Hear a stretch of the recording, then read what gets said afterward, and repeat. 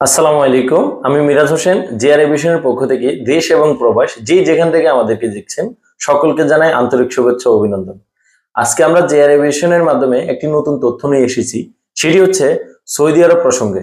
Saudi আরবের visa বন্ধ হয়ে গিয়েছে বলে সোশ্যাল মিডিয়ার মধ্যে গত 4-5 দিন ধরে একটি নিউজ ছড়িয়ে যাচ্ছে। আসলে বিষয়টি বিভ্রান্তকর। এমন কোনো নিউজ সৌদি আরবের সরকার তাদের পররাষ্ট্র মন্ত্রণালয় বা তাদের কোনো মাধ্যমে গ্যাজেট বা প্রেস রিলিজ প্রকাশ করে নাই।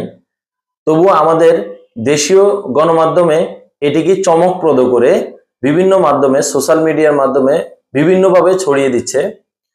আর নিউজটা এমনভাবে দিয়েছে বাংলাদেশ সহ 14 দেশের জন্য সৌদি আরবের ভিসা বন্ধ। আসলে এই বিষয়টি দেখে আমার কাছে খুবই খারাপ লেগেছে এবং আমি এটা নিয়ে রিসার্চ করেছি।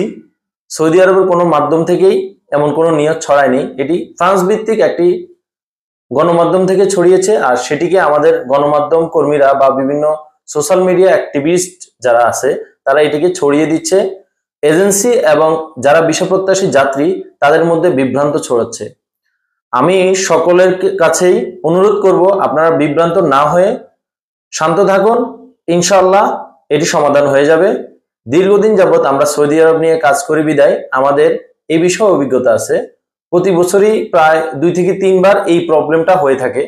আবার 1 মাস থেকে 15 দিন থেকে 1 মাসের মধ্যে আবার এটি সমাধান হয়ে যায়।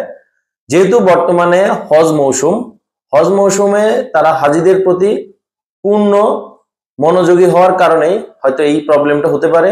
পাশাপাশি টেকনিক্যাল কোনো ইস্যু থাকতে পারে। ইনশাআল্লাহ হজ পরবর্তীতে জুন মাসের শেষ নাগাদ এই সমস্যার সমাধান হয়ে আবার নতুন বিষয় ইস্যু হওয়া শুরু করবে। সকলের কাছে আমার অনুরোধ, আপনারা বিভ্রান্ত না হয়ে শান্ত থাকুন। এটি যোগ্য বিষয় সমাধান হয়ে যাবে। আসসালামু আলাইকুম।